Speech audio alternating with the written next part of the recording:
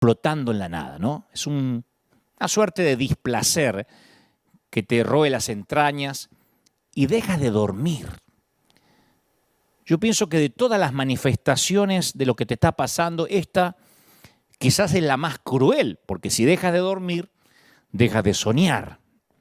Al menos antes huías de ti mismo por las noches. Ahora ya no hay paz, no hay oasis posible, no puedes desconectarte de tus pensamientos, no te puedes escapar del malestar.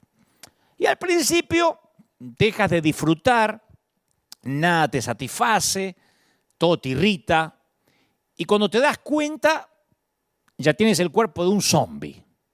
Si te lastimas, parece que no duele, como una callosidad emocional y física. Y esa insensibilidad parece proporcional a lo profundo del pozo en el que estás hundido. Porque cuanto más hundido estás, menos sientes. Cuanto más te desgarras por dentro, más te desconectas por fuera. Y con la capacidad de sentir, se van tus energías. Continúa, yo sé que has continuado. Hace un año que vienes así, pero en modo piloto automático. Haces la tarea de las casas, haces las compras, sales a trabajar, pero no estás ahí. La depresión duele. Y no es una metáfora. Hace mal, la sientes en el pecho, en la cabeza, en las entrañas. Y la gente de la iglesia nunca ayuda, especialmente porque no te entiende, no entiende lo que te está pasando, ni le enseñaron a entenderlo. Entonces, cuando compartiste lo que te cuesta identificar que te pasa, te dicen que te pongas a orar, que te pongas a cantar. Alguno arriesga a decirte que reprendas la depresión, que te des un baño, salgas a la calle, que leas la Biblia. Pero nadie puede convencerte que van a dejar de dolerte los golpes en medio de la paliza.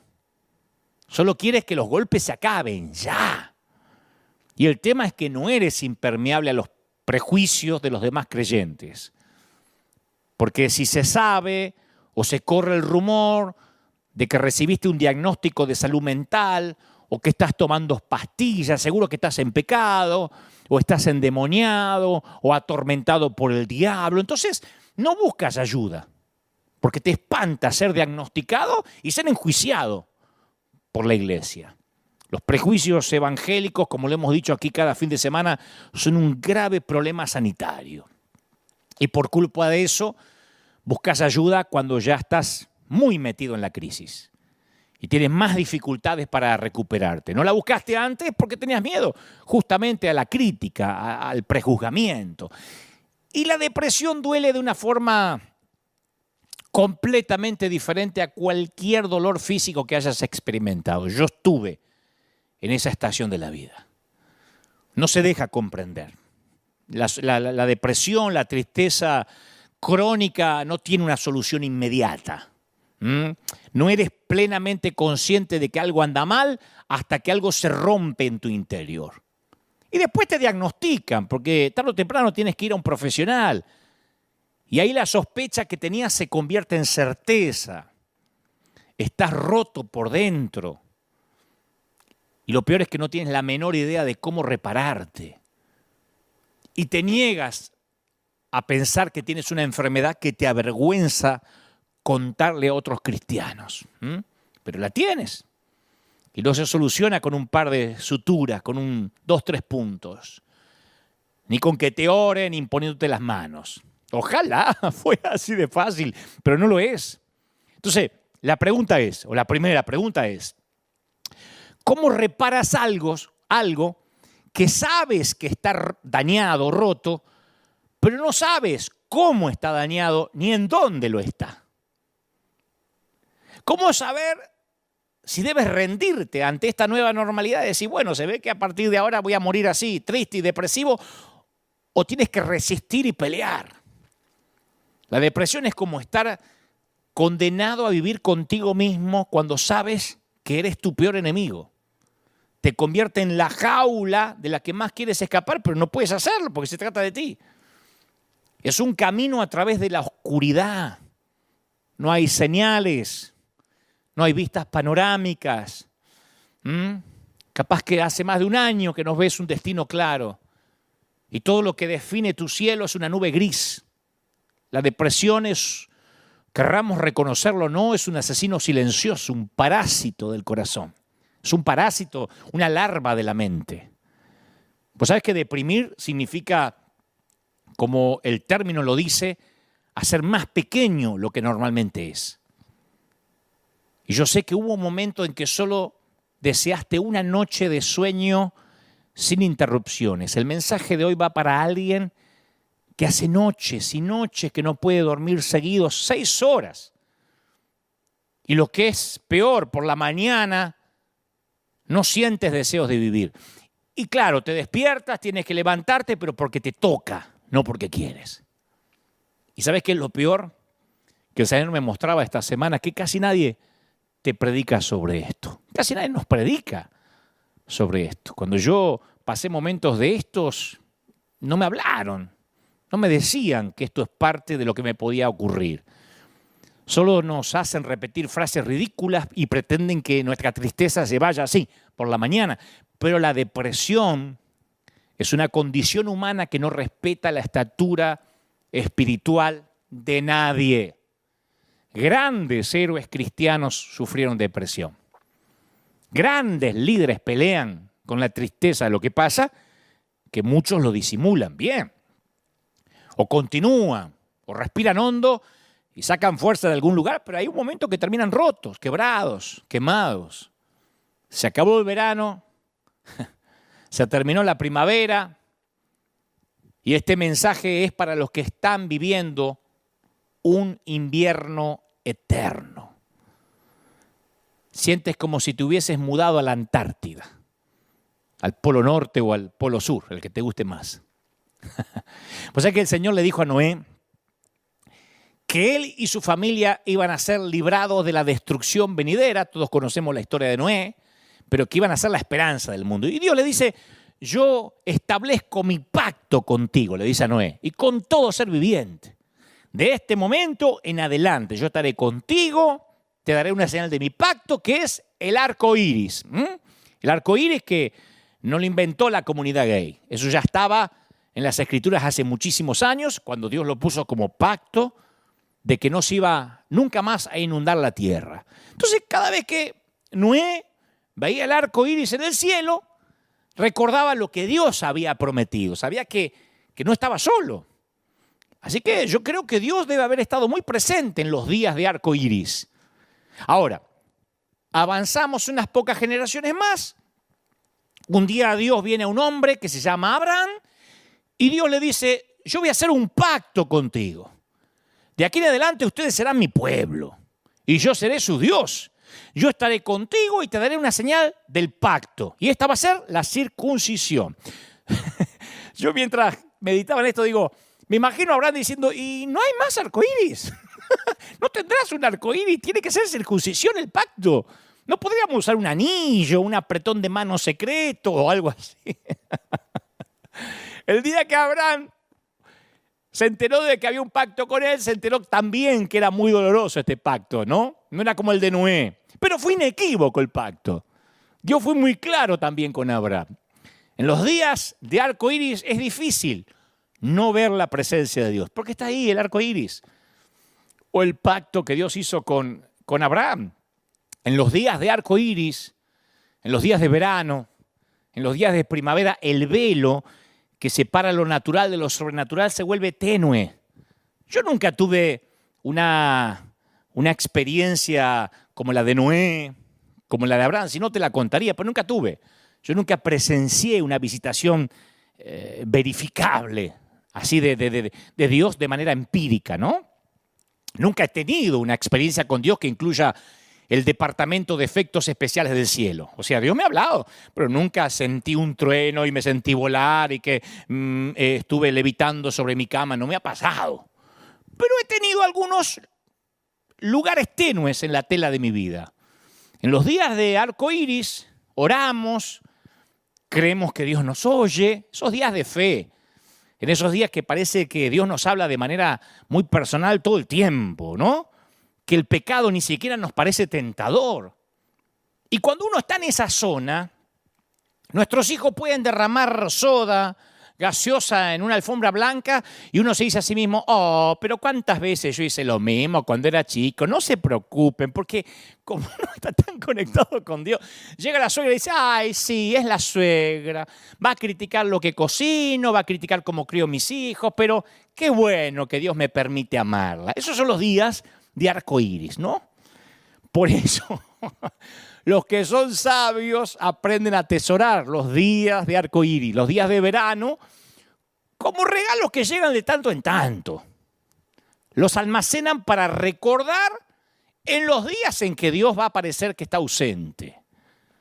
Sin embargo, uno de los peligros que yo veo en esto es que a veces podemos empezar a pensar que los días de sol son días que nos ganamos, que esos días de arco iris o de verano son un reflejo de nuestra madurez espiritual, o lo que es peor, pensamos que los días de sol son un reflejo de nuestra sana doctrina.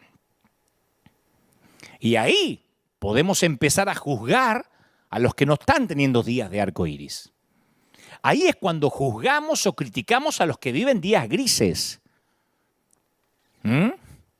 A todos les llega el día en que Dios les quita los puntales para que puedan empezar a cultivar una verdadera adoración. A todos Dios los lleva a esos inviernos donde Él pretende que tengas la fuerza para avanzar sin la ayuda de las emociones, de los efectos especiales del cielo. Entonces sucede que durante algunas temporadas de la vida espiritual caemos en el modo mantenimiento. Cuando todo va bien, cuando todo es verano o el verano se extiende, estoy hablando de verano en términos espirituales, ¿no? Ya a esta altura se entiende. Ahí es cuando la vida espiritual se vuelve rutina. Claro, son esos tiempos donde no hay ninguna crisis seria, ningún problema demasiado obvio, pero tampoco hay avances mayores. Nuestra participación en la iglesia es mecánica. Cuando los problemas ya se introducen, nuestra respuesta instintiva es preocuparnos en lugar de orar. Ya cuando los chicos derraman soda o gaseosa en la alfombra, ya no somos tan ecuánimes, hacemos un escándalo, explota ¡ah, la alfombra! Y nos sale el Hulk de adentro. Ahí nos damos cuenta que estamos irritables. Y no nos damos cuenta cómo llegamos ahí. ¿Qué produjo que estemos en modo piloto automático? El verano. No necesitamos orar tanto, ni tampoco probar nuestro carácter. Vos sabés que hay un renglón fascinante en Primera de Samuel que describe la condición de Israel en los días finales de la era de los jueces. Claro, muchos de los hechos que habían hecho al pueblo consciente de su dependencia en Dios ahora eran historia. El faraón fue derrotado hace mucho tiempo atrás, los 10 mandamientos eran noticias viejas, el maná, un artículo de coleccionista. Entonces, la era emocionante de Moisés y de Josué había quedado atrás. Y el pueblo se estableció en la tierra que Dios les había prometido. Todo había quedado atrás, el tiempo, los milagros. Y el escritor describe el clima espiritual en estas palabras que te hielan la sangre. Es solo un renglón, pero te hiela la sangre. Escuchá. En esos tiempos no era común oír la palabra del Señor. En esos tiempos no era común oír la palabra del Señor. No era común, no dice que era inexistente. No era que había un silencio de Dios, como desde Malaquías hasta San Mateo. No, no era común oír la voz de Dios. El pueblo no estaba en una rebelión seria. El tabernáculo sigue abierto para la adoración, todavía se elevan oraciones, los sacrificios todavía se ofrecen. Pero este tiempo es un verano que hizo que la gente se acostumbrara. Los cielos declaran la gloria de Dios, pero el pueblo está como cambiando de canal. Como decimos acá siempre, lo sagrado se les volvió común. ¿Viste que cuando al principio comenzamos a llevar un nuevo reloj, lo sentimos en la muñeca constantemente y después ni siquiera nos acordamos que está ahí? Porque el cuerpo se acostumbra. Cuando la gente se muda a una casa nueva, hace una lista de cosas que hay que reparar, remodelar, porque el aspecto de esas cosas es intolerable. Decimos, hay que cambiar esto y esta ventana no me gusta. A veces compramos o rentamos una casa que tiene el gusto del dueño anterior o del inquilino anterior. Y decimos, no, esto hay que cambiarlo. 5 años después, a lo mejor todavía tenemos la misma lista y la falta de reparación ya no nos fastidia. Está bien, nunca cambiamos la ventana, lo provisorio quedó provisorio. O sea, aceptamos la vida espiritual en modo mantenimiento de la misma forma. Lo racionalizamos porque pensamos, bueno, yo no estoy metido en ningún pecado serio, escandaloso, no he hecho nada para poner en peligro mi ida al cielo, me va bastante bien. Y nos olvidamos que Jesús nunca dijo, yo he venido para que a ustedes les vaya bien. Entonces tenemos un desorden de déficit de atención espiritual que Dios tiene que irrumpir porque nos ama. Tengo en tu contra, le dijo Jesús a la iglesia de Éfeso, que has abandonado tu primer amor. Entonces, ¿por qué Dios no nos da un arco iris los 7 días de la semana para que no abandonemos el primer amor? ¿Por qué no nos envía sueños o epifanías a todos nosotros cada noche? ¿Por qué los creyentes no nos levantamos anoche? Dios me habló. Anoche se me paró al lado de la cama. ¿Por qué? ¿Por qué no nos enciende una zarza en cada esquina? Yo me crié en congregaciones así donde la espiritualidad se medía por las epifanías que cada uno tenía, Y cada uno venía y contaba un testimonio más grande que el otro. A mí Dios se me presentó anoche, al lado de la cama, rubio, ojos azules. Ajá, yo lo vi pelirrojo, dice la otra. O sea, cada uno tenía una experiencia extra sensorial para contar. Bueno, esto no suele ocurrir. Y tal vez se deba a que Dios quiere que aprendamos a verlo en lo ordinario antes que depender de lo extraordinario. A lo mejor se debe a que si Dios tuviera que usar efectos especiales cada vez que quiere hablarnos, si cada vez que Dios te quiere hablar o dar unción, te la tiene que dar los gritos con música de fondo, reciba, reciba, reciba, ahora, ahora, ahora, ahora, para que vos escuche, es como una madre que entrena a su hijo a prestarle atención solo cuando ella le grita. Un hijo que no aprende a escuchar el susurro de la madre tiene un problema auditivo o la mamá tiene un gran problema para educarlo. Entonces Dios quiere enseñarnos que esas temporadas de incertidumbre, esos momentos de depresión, de tristeza, yo sé que has escuchado todo y nada te llena, pero dame una oportunidad. Esos momentos son oportunidades para crecer. Vos decís, la incertidumbre, la duda me va a hacer crecer. Yo hasta dudo que voy a ir al cielo. Sí, mira, hace poco en una conferencia de prensa le hicieron una pregunta a Marcelo Bielsa. Lo conocemos los argentinos como el Loco Bielsa. El actual técnico de Leeds United de la Premier League de Inglaterra. Entonces, estaban ahí en la conferencia de prensa y le dice, Bielsa, ¿cómo maneja usted la incertidumbre y la ansiedad de no saber cómo va a ser el resultado de la liga, del campeonato? Y la respuesta de Bielsa, que siempre son geniales, fue inolvidable. Dijo, si lo que vos estás buscando, viejo, es certeza, elegiste el deporte equivocado. El fútbol no es certeza.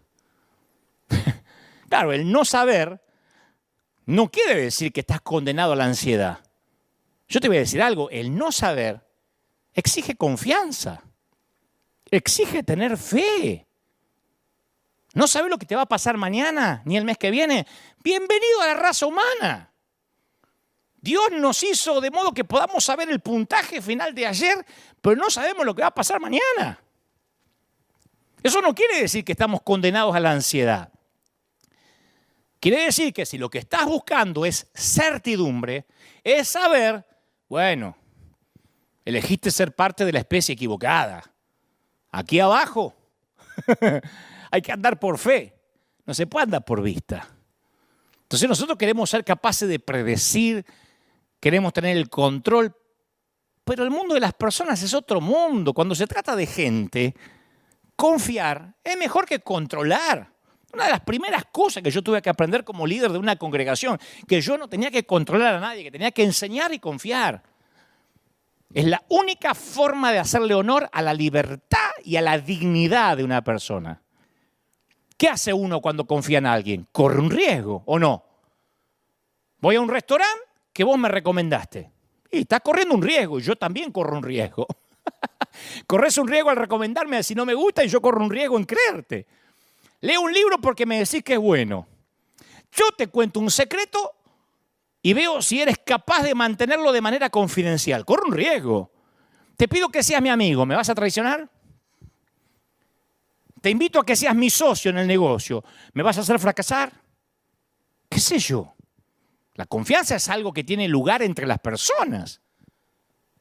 La confianza es lo que mantiene unido al mundo de las relaciones personales.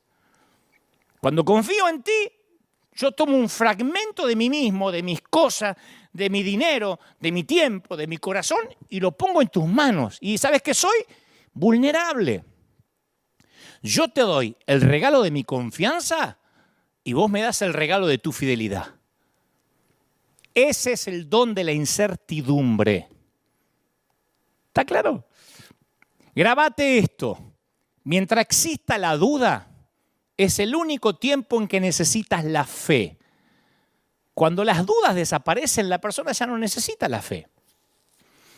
Aquí en River, y lo saben los que son de la familia, una vez por mes o una vez cada 15 días le suelo decir a la gente, si usted tiene problemas con el estacionamiento, si acá hay que hacer mucha fila para entrar, busque iglesia de queridos amigos y le nombro los pastores con nombre y apellido. Le digo, aquí está la querida iglesia de Dani de León, la iglesia del pastor Azurdia, llamada Final, tienen una Rick Warren si te gusta una iglesia gringa. Yo le doy nombres de colegas porque yo tengo confianza. Si no les gusta, ¿para qué quiero tener a alguien a disgusto en la congregación? Y yo sé que el control no le da dignidad, no le da libertad a la gente. Me tiene que pedir permiso antes de visitar otra iglesia. Ese control es inseguridad mía. Yo estoy seguro de lo que Dios me mandó a hacer y decir, punto. A lo mejor no te gusta más este menú y querés buscar otro. Esa es tu libertad. Yo te doy confianza. Y en mi confianza, a lo mejor me das fidelidad, a lo mejor no. Si no me la das, quizás no me la merezco o no me la querés dar. Y esto es en todo. El escritor de Hebreos dice, sin fe es imposible agradar a Dios. Y es cierto, no podemos agradar a Dios sin fe.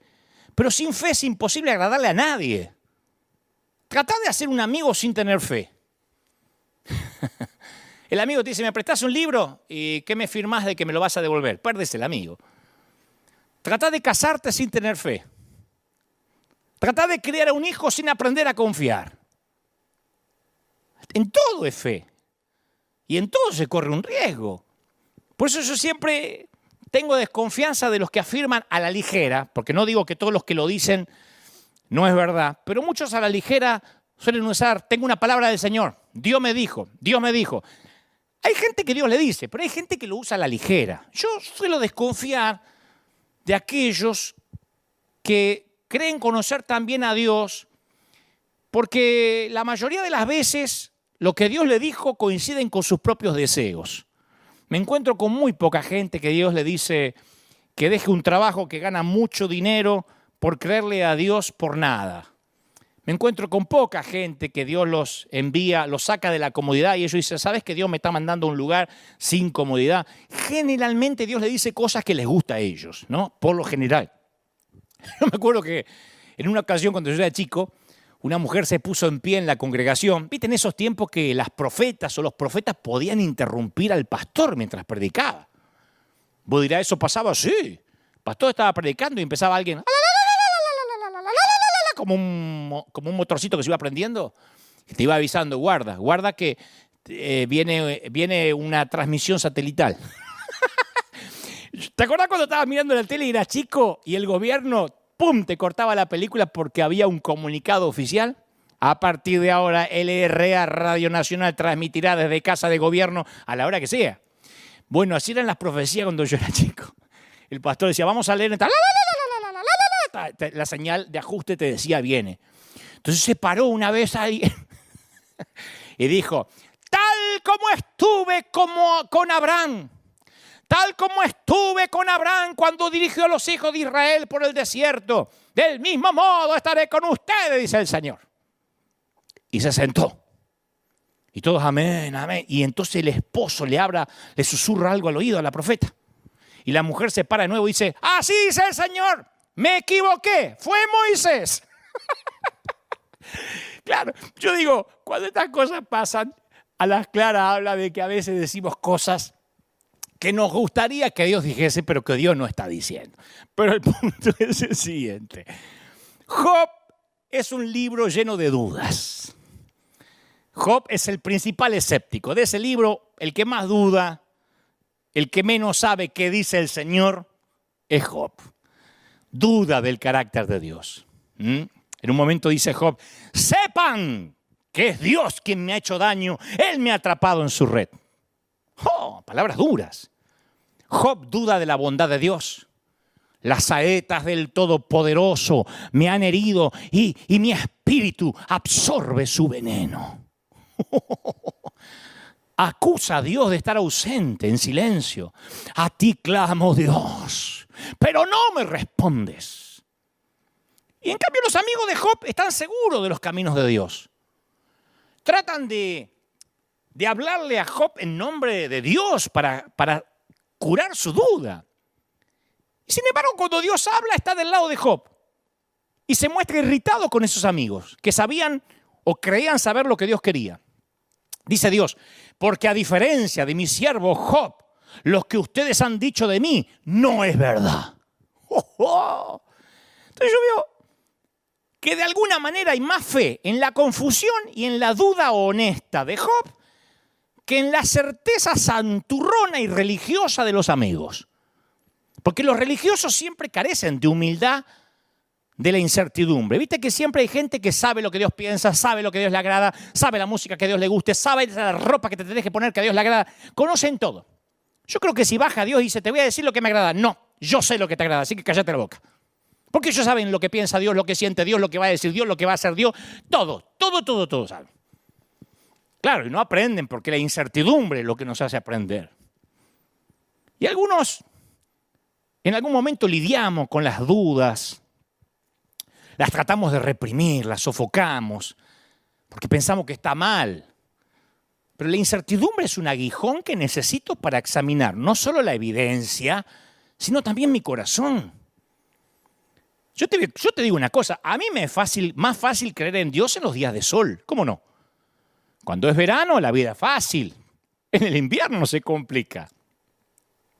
Capaz que podés mudarte a alguna parte del mundo para evitar el clima frío, capaz que decís me voy a vivir a Cancún, a Florida, pero no hay un lugar en el que puedas mudarte para escapar del invierno espiritual.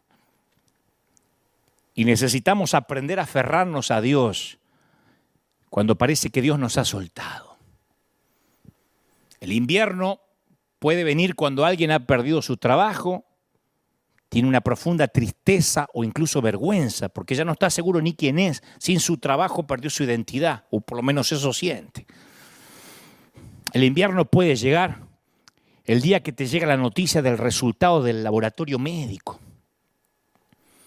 Todos esos sueños que diste por sentado, que verías a tus hijos casarse, que envejecerías con tu cónyuge, que verías a tus nietos, que ibas a morir cuando estuvieras listo, de viejito, en una cama, ahora todo se te hace añicos. Tal vez el invierno viene cuando te sientes que fracasaste como papá, que eres abuelo y ningún nieto te quiere ver, porque tu hijo le habla mal a tus nietos. O llega el día cuando alguien que querías con todo el alma y el corazón se murió, y vos oraste con intensidad y pasó lo inevitable. Entonces cualquiera de esos infortunios puede helarte el alma. Cualquiera de esas cosas puede anunciar la llegada del invierno a tu vida. Pero lo más duro del invierno es que parece que Dios se fue. Eso es lo más duro. Lo demás te lo aguantás, pero cuando parece que Dios se fue, el salmista decía, ¿por qué me rechazas, Señor? ¿Por qué escondes de mí tu rostro? Hablamos de eso la semana pasada. Ese es el dolor más grande del salmista. Vos sabés que hay ciertos libros de la Biblia, Eclesiastés, Lamentaciones, muchos de los salmos son libros invernales. Pero en toda la historia humana nadie ha incorporado el invierno más que Job. Cuando uno va a la historia de Job, al principio es como debería ser. Dice Job, era un hombre recto, intachable, que temía a Dios y vivía apartado del mal. Tan cauteloso era el tipo que ofrecía sacrificios diarios por sus hijos. Decía, por si acaso estos vagos pecaron. Tal vez estos cabezas de termo pecaron, así que por las dudas yo voy a ofrecer un sacrificio. O sea que no solo estaba pendiente de él, sino de la familia. Y la cantidad de bendiciones que recibe Job es proporcional a la cantidad de obediencia que ofrece. Al tipo tendría que haberle terminado bien sus días. Con la vida que tenía que haber vivido un eterno verano, ¿o no? Temeroso de Dios, nunca dejaba de ofrendar, amaba a Dios, recto. ¿Por qué no vivió un eterno verano? Primavera al menos. No, el invierno le llega a Job. Y el invierno es una temporada en donde cosas muy malas le suceden a un hombre muy bueno. Hay una disputa entre Satanás y Dios, y a Satanás se le permite desatar el caos, el invierno en la vida de Job. Ahora, vos imagínate un teatro con dos escenarios, un escenario más abajo y otros más arriba. Como estás leyendo el libro, estás viendo los dos escenarios. Somos testigos preferenciales. Es esencial esto en el relato, porque nosotros sabemos lo que pasa en ambos escenarios, lo que pasaba en el cielo, pero lo que está en la tierra, en el caso de Job, ellos no saben lo que pasa en el cielo. Todo lo que ellos pueden ver es lo que está sucediendo ahí en la tierra. Entonces, todo lo que Job sabe es que perdió su ganado, su riqueza, sus criados y sus hijos. La pregunta clave en el escenario superior, de hecho, la pregunta clave de todo el libro de Job, viene cuando Satanás le pregunta a Dios, ¿y acaso Job te honra sin recibir nada a cambio? En otras palabras, Satanás está diciendo, Job es devoto a ti y te adora porque le conviene a sus intereses. Satanás está acusando a Dios de ser ingenuo. Le está diciendo, te timaron. Job te timó, es un estafador. Te adora porque le das. Tú piensas que Job te ama. Te ama como los nenes aman al vendedor de helados. La manera en que las mujeres veteranas aman las cremas y el botox. Cerrale la llave de las bendiciones y verás lo rápido que Él cierra la llave de la adoración. Y eso es lo que Dios le permite hacer a Satanás. Que le cierre la llave de las bendiciones. Viene la mujer de Job y lo maldice. Dice, maldice a tu Dios y morite. Maldecilo a Dios y morite. Siempre miramos esta declaración de la mujer como diciendo, qué arpía, qué bruja. Pero yo la entiendo en un punto. Esta mujer perdió todo lo que tenía, incluyendo a sus hijos. Esta mujer está muy dolorida. Y el dolor te hace sentir cosas demasiado feas y odiosas. ¿Y sabes qué dice el escritor? A pesar de todo eso, Job no pecó ni de palabra. Aclara, ni de palabra. O sea que en su corazón ya Job había empezado a luchar. Y entonces aparecen los amigos de Job, ¿viste? Que oyeron todo lo que a Job le estaba pasando. Job antes era famoso por su riqueza, por su grandeza, ahora es famoso por sus problemas y sus sufrimientos. Ya no subía fotos felices con la familia en Instagram. Y como desapareció de las redes y no había tantas fotos familiares, se preocupan los amigos. Y es tan fuerte el amor de los amigos, es tan fuerte lo que sienten por él que dicen, mira, vamos a ayudarnos en su aflicción, vamos a sentarnos junto a él y a beber su angustia. Es noble lo que los amigos sienten al principio. Y las escrituras relatan que a la distancia lo vieron a Job, que estaba tirado en las cenizas, y casi no lo reconocieron. Y se echaron a llorar a voz de cuello, rasgándose las vestiduras, arrojándose polvo y ceniza sobre la cabeza. Habían oído que la estaba pasando mal el tipo, pero nada los preparó para esto. Y el relato continúa y durante 7 días y 7 noches se sentaron en el suelo para hacerle compañía. Y ninguno le decía nada porque veían cuán grande era su sufrimiento. Pues imagínate lo que sería sentarte en silencio por alguien 7 días. Es una acción poderosa. Fue tan poderosa que llegó a ser parte de la vida judía. Hasta hoy los judíos hablan de sentarse Shivá. Literalmente significa sentarse 7. Sentarse 7 días. Los judíos acostumbran que los amigos vienen y se sientan por un periodo de una semana con el enlutado, con el afligido. Es el más grande ejemplo bíblico de lo que Pablo después le ordena a los romanos. Lloren con los que lloran. Lloren. Fíjate vos que nos olvidamos de eso. Es como que en la iglesia nos dicen, no, ustedes tienen que reír con los que ríen. Y los que lloran, hay que hacer los que rían. Lloren con los que lloran. Si no hubiese dicho Pablo, busquen una explicación para darle respecto a por qué están llorando. ¿Qué es lo que más le molesta al que está sufriendo el invierno, la depresión? Que le quieran buscar una explicación. Pablo hubiese dicho, recuérdenle que todo va a salir bien, que se dejen de llorar, que confiesen la victoria. No, lloren con los que lloran. Porque si vos te estás muriendo de frío en el invierno y alguien te quiere explicar de que el frío no existe, que lo rechaces, que te empoderes en contra del frío, lo que necesitas es que te abriguen. Pero después de los 7 días, los amigos de Job van a hablar, y bastante. Y se van a meter en problemas, porque les sale el argentino de adentro y hablan. Y hablan y se meten en problemas. Ahora voy con eso. Porque me importa qué es lo que hace Job. Job también, después de 7 días, habla. Y ojalá que pudiera repetir lo que dijo al principio, en la primera oleada de invierno, cuando en el capítulo 1 dijo, el Señor me ha dado y el Señor me ha quitado. Bendito sea el nombre del Señor. Si él hubiese repetido esas palabras que dijo en el capítulo 1, ahí la prueba se acababa. Job sería un librito cortito.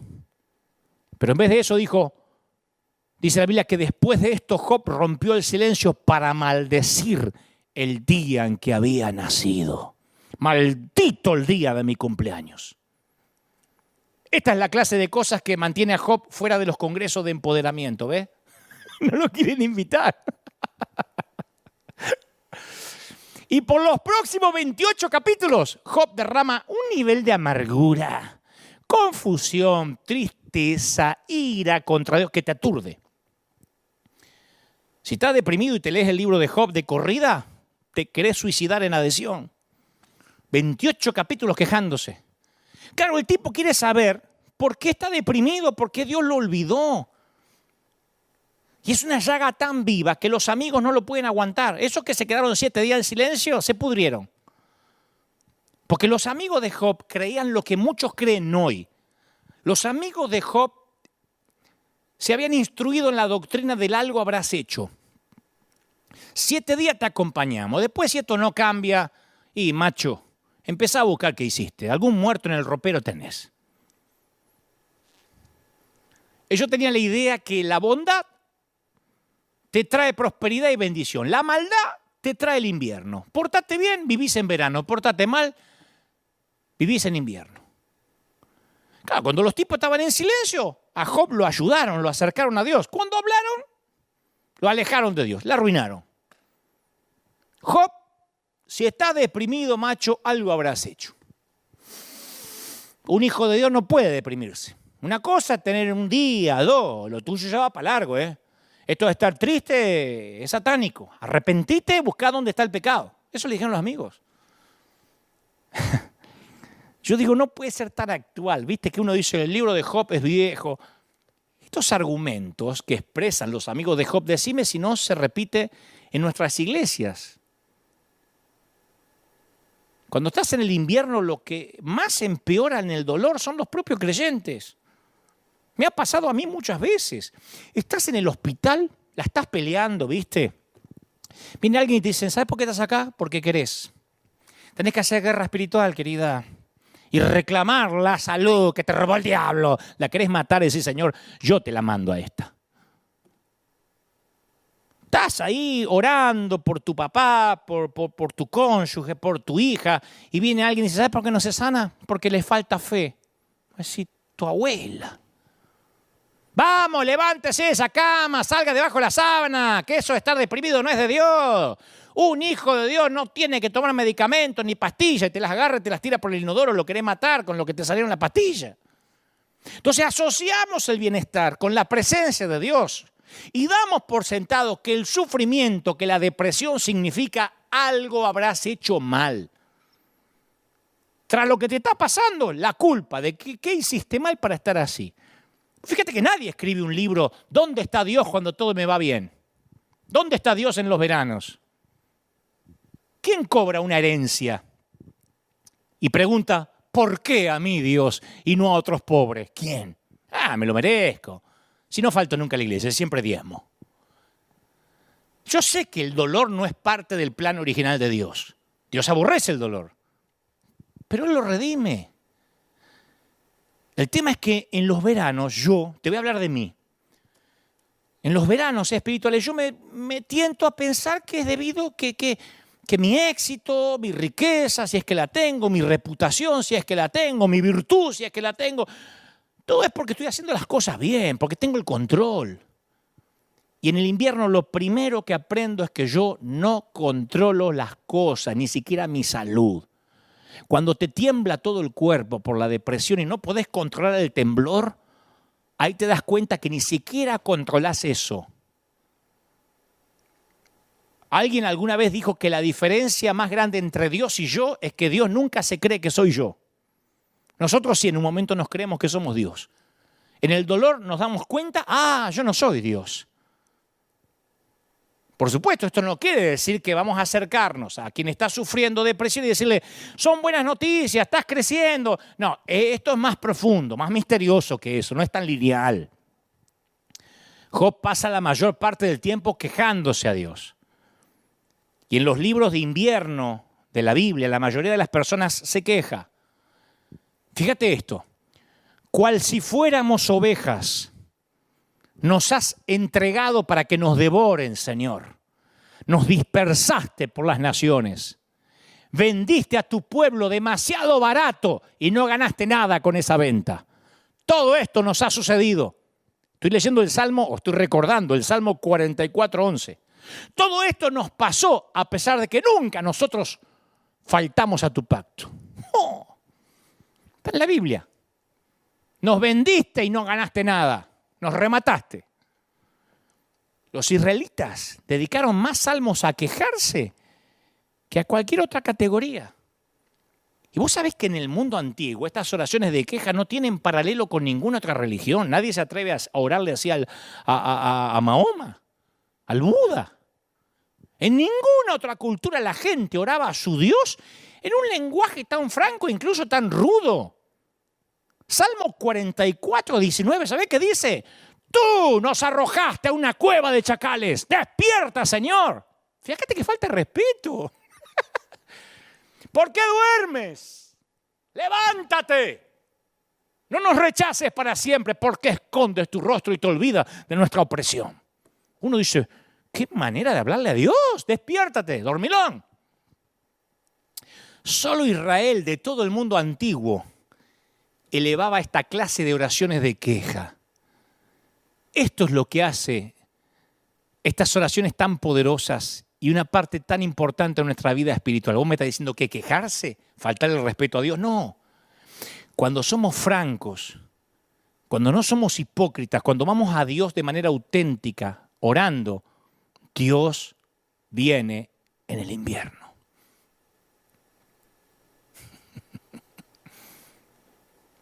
Tal vez venga de maneras inesperadas. Yo conocí a un tremendo líder, tremendo predicador, acaso uno de los mejores que haya conocido, que sufría de depresión neurótica. Muy pocos lo sabían. Y en cierto punto de su vida dejó de predicar porque no se sentía calificado, se ocultó. Y gracias a la ayuda de psiquiatras, de profesionales, algunos cristianos, otros no, logró salir adelante. Pero él sabe que no puede bajar la guardia porque si le da mente a lo que a veces, no quiero decir lo atormenta, pero lo que a veces lo preocupa, vuelve a perder el eje. Y él suele contar a los íntimos, tomo un medicamento que me limpia toda la basura que se me acumula en los canales de mi cerebro por la noche y me da la posibilidad de un nuevo comienzo cada mañana. Así que cada vez que trago cada cápsula, lo hago con gratitud a Dios. ¿Por qué cuento esto? Porque a veces pensamos que la quimioterapia, que un medicamento, que la diálisis, que la insulina, las pastillas para el colesterol, son una señal de una fe débil en Dios. Si tomás algo para el colesterol es porque te falta fe. Si hubieses orado, se te iba el colesterol. En el subconsciente creemos eso. ¿Sabés por qué te hacías diálisis? Porque no confiaste en que Dios te diera riñones nuevos por la noche. ¿Sabés por qué tomás pastillas para la memoria o para la depresión? Porque no confiaste, porque algo hiciste. Pero no dice necesariamente que esas pastillas, esa diálisis, esa quimio, esa insulina, son un sustituto de Dios. Dios está presente en los sabios, en los doctores, en los científicos que hacen la sinapsis, las neurotransmisiones del cerebro, las estudian para que funcionen bien. Capaz que la debilidad en realidad es rehusar, debido a nuestra ceguera y obstinación, la ayuda que Dios nos está ofreciendo. Capaz que la debilidad no es que tengas colesterol o que te suba el azúcar. Capaz que la debilidad es que tienes el orgullo de no querer ser diagnosticado y no querer ser tratado. Dios ve todo. Dios ve tu depresión desde que empezó. No es que te abandonó a las pastillas. Dios ve todo, hasta cuando fuiste al médico, cuando fuiste al profesional. Ciertamente he visto la opresión que sufre mi pueblo en Egipto. He visto, lo he escuchado quejarse de sus capataces. Conozco sus penurias. Yo me pregunto si Moisés lloró al oír estas palabras. Cuando Dios conmovido dijo, he visto, los he oído llorar. Dios no es un rey que quiere que todos sus hijos sean bufones que lo hagan reír y que canten cantos de victoria. Él te ve llorar. Y sea lo que sea que te agobia, una larga enfermedad, quiebra, sufrimiento en la familia, divorcio, confusión en cuanto a tu carrera, una depresión que no podés explicar, una pérdida. Hace una pausa por un momento y oí estas palabras que el Creador te susurra, príncipe, princesa. No te angusties. Te he visto. Te he oído. Confía en mí. Yo sé lo que estás pasando y me importas. Te hago un paréntesis chiquitito y te cuento rápido una historia, pero chiquito. Dios le dice a Abraham que va a tener un hijo, pero nunca llega. Rápido. La Biblia narra que en Medio Oriente las madres sustitutas eran una opción. No había fertilización asistida. Así que las madres sustitutas eran una opción para dejar descendencia. Sara le presenta un plan a su octogenario esposo y le dice, ve y acuéstate con la esclava Agar. Y tal vez por medio de ella voy a tener hijos. La historia está en Génesis 16:2. Capaz que algún varón está diciendo, qué lindo que me propongan algo así, pero no era digno. Abraham y Sara van a buscar formar una nación mediante este método poco convencional que Dios no les mandó. Así que, y yo entiendo por qué Sara lo hizo, porque muchas veces nos cansamos de esperar, el invierno no termina y entonces ingeniamos un plan. Y si nos apuramos por abortar el lapso que dura el invierno, nos sale el tiro por la culata. Dice la Biblia, Abraham tuvo relaciones con Agar y concibió un hijo. Ella concibió un hijo. Claro, quien lee la historia de Abraham no necesita adivinar lo que sintió en su corazón la esclava Agar cuando se embarazó. Porque ahora su posición cambia, tiene relaciones con Abraham. Tuvo relaciones con Abraham. Porque antes nada más era la esclava de Sara, ahora comparten el mismo hombre. Entonces, en cierto sentido, Agar se convirtió también en la esposa de Abraham. La eleva de posición.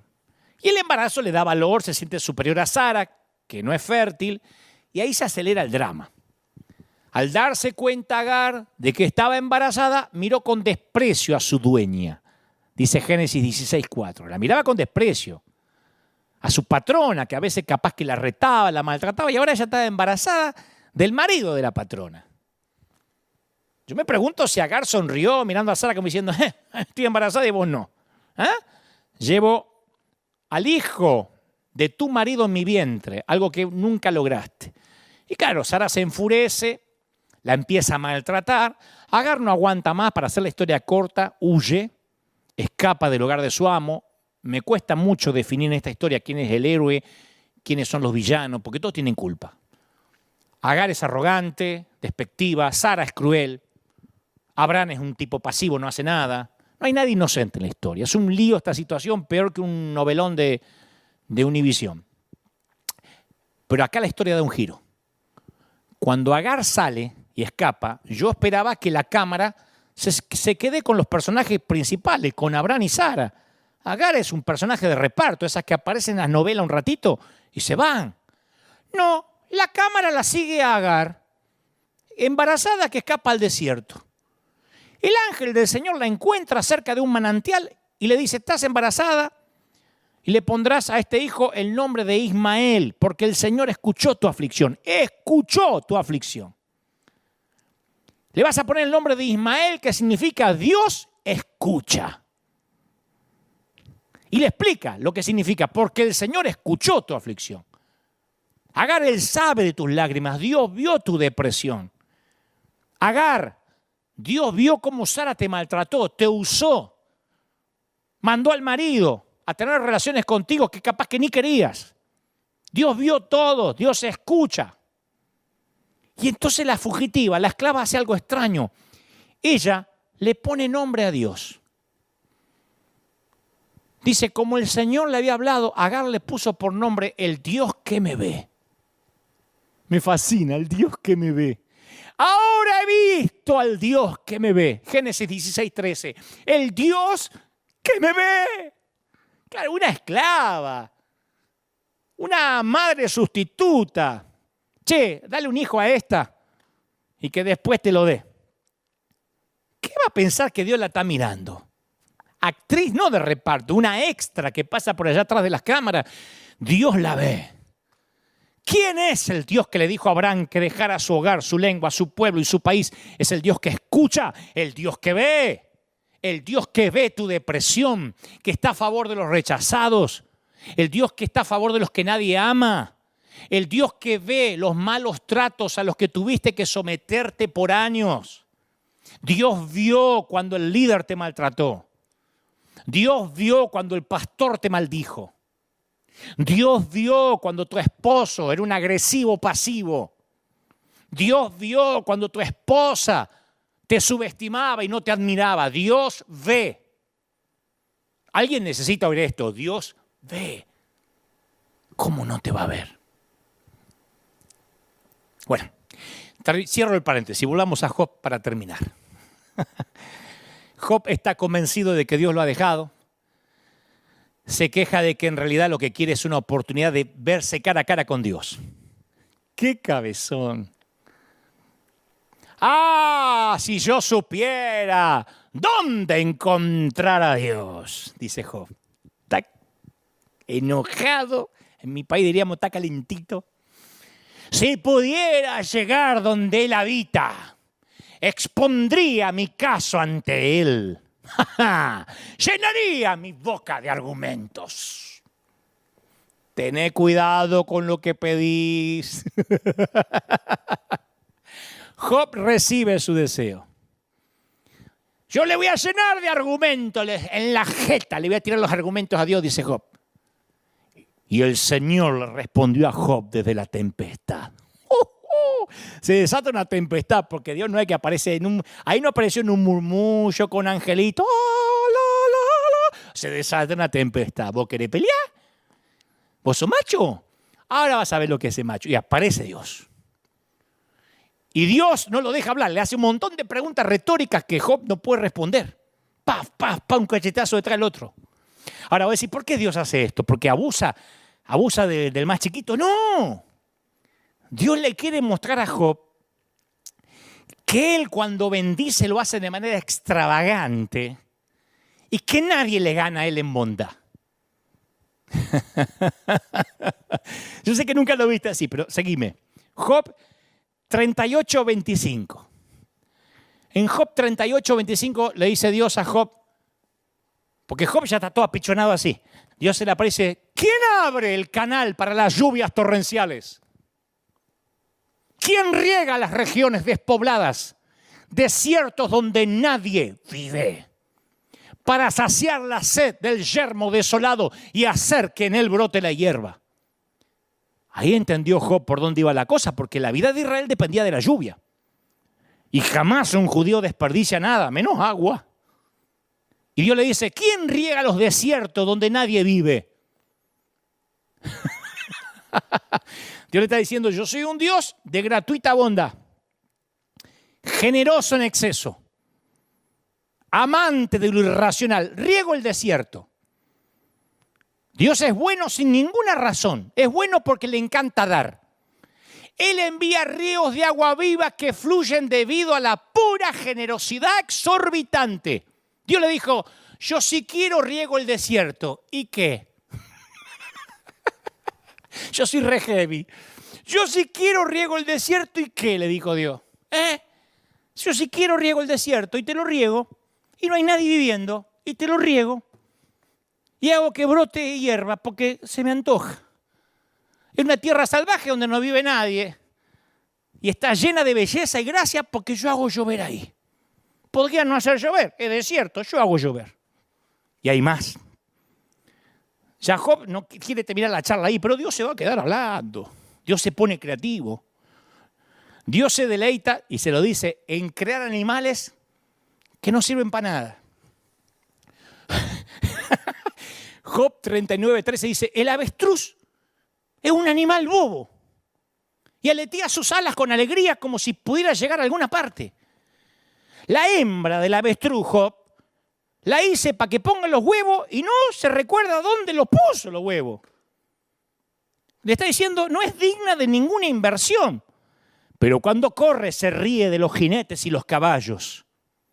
Le está diciendo a Dios, yo si quiero hago una ave que pone huevo y se olvida dónde los puso. Porque tenía ganas de hacer un avestruz. Yo hice a Behemoth, dice Dios, que se cree que es el hipopótamo. El hipopótamo no tiene ningún uso, no sirve para nada. Pasa a un zoológico y sale de abajo y hace...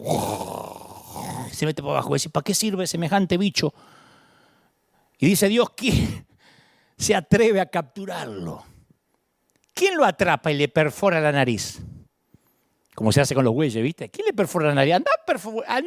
Somacho, perforale la nariz al hipopótamo. Claro, el mundo antiguo consideraba al hipopótamo como un monstruo caótico que había que destruir, pero Dios dice no. Y agrega, entre mis obras ocupa el primer lugar. Cuando vos te pregunté, después del ser humano, o antes de crear al ser humano, ¿cuál fue el animal que Dios dijo, con esto me lucí? El hipopótamo. Es como que dijo, lo mejor que hice, estaba creando a full ese día. Ese día estaba full. Estaba creando a full y hice el hipopótamo. Ese día estaba reinspirado. Me levanté una mañana y dije, ¿qué puedo hacer? Me voy a hacer un hipopótamo. Job está así. Dios se deleita en el toro salvaje que nunca lo podés usar para el arado. Dice, me deleito en el asno salvaje que nunca va a ser domado y que se ríe del arriero. En el leviatán, que era una bestia marina, que nadie puede atrapar. La pongo ahí en el agua y no lo pueden pescar. No hay nada, dice Dios, en el mundo que se le parezca. ¿Por qué Dios le dice todo esto a Job? Porque le está haciendo entender que Dios crea, cuida, da y se deleita en animales que parece que no son útiles para nada. Se deleita en la belleza de la criatura menos estratégica.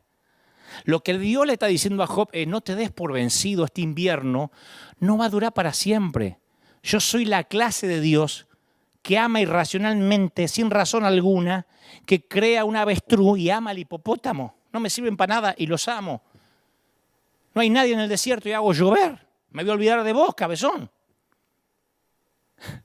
A mí me fascina esto porque esta extravagancia de Dios, este extravagante amor de Dios me incluye. Yo no me considero un soldado de Dios, un siervo valioso del reino. Yo soy un payaso.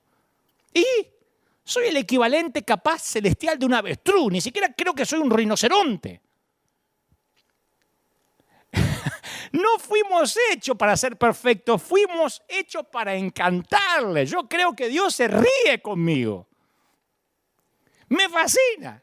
Como que Dios dice, mira, ¿y ese Dante? Mira qué raro que es el tipo. Le preguntan si es pastor y dice que no. Hace 50 años que no se cambia el peinado. Mirá, y lo amo. Claro, Job nunca se entera de la conversación que hubo en el cielo. ¿Viste? Es como nosotros que vivimos en el escenario de abajo.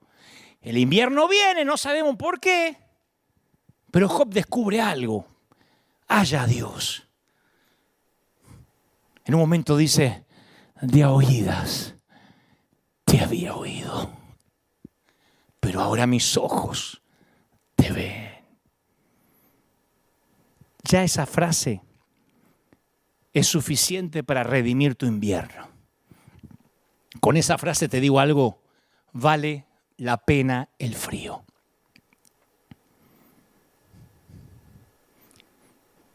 Cuando Dios vino a la tierra, vino en invierno. A Jesús como a Job se lo conoció como varón de dolores. Él mismo atravesó el invierno de la ausencia de Dios. ¿Te acordás? Dios mío, ¿por qué me has desamparado?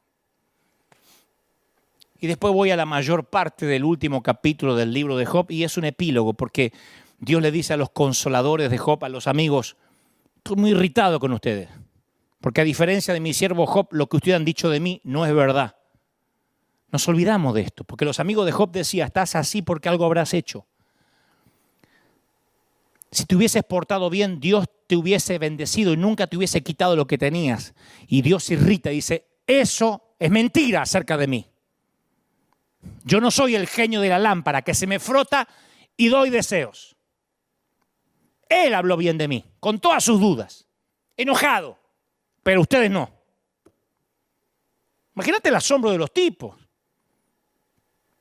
Job se queja de Dios y ellos defienden a Dios. Claro, porque no tenés la sana doctrina. Te pasó eso porque tu mujer se cortó el cabello. Y Dios se asoma y dice, no, Job tiene razón. Ustedes no, cabezas de termo. Ustedes no tienen razón. Claro, a Dios le revolvió la panza, el estómago, que estos tipos repitieran la acusación de Satanás. ¿Sabés por qué te ama Job? Porque lo bendecís. Cerrale la llave de la bendición y él va a cerrar la llave de la adoración. Y estos tipos van y repiten las mismas palabras de Satanás. Si haces las cosas bien, Dios te va a bendecir. Por eso Dios se irritó. Le dice, Job, ora por ellos para que los perdone. Me imagino la conversación que tuvieron estos religiosos con Job. Tuvieron que ir a pedirle, ora por nosotros para que nos perdone. Tuvieron que cambiar su doctrina. Y luego, en las palabras finales, escuchá esto, porque esto te va a partir la cabeza como me la voló a mí. Pues yo te dije que esta era una charla de café con Dios que ibas a tener. En las palabras finales el escritor dice algo que nosotros lo pasamos por alto, pero los lectores antiguos lo habrían captado. Dice que Job tuvo más hijos. Dios lo bendijo, al doble. Y luego da los nombres de las hijas de Job. No da los nombres de los hijos, da los nombres de las hijas. En toda la genealogía hebrea esto no tiene precedente, no se había oído nunca. Primera vez que se conoce el nombre de las hijas en una genealogía. Pues sí, ¿por qué? Es más, los nombres son re extraños. Viste que los nombres de la Biblia son expresiones del carácter, de la intención divina. Te llamarás Israel, príncipe con Dios. Los nombres hebreos son muy serios porque expresan una virtud, un carácter, una verdad teológica. Los nombres de las hijas de Job son nombres que significan, que tienen que ver con la belleza. Una se llama Gémina. Gémina.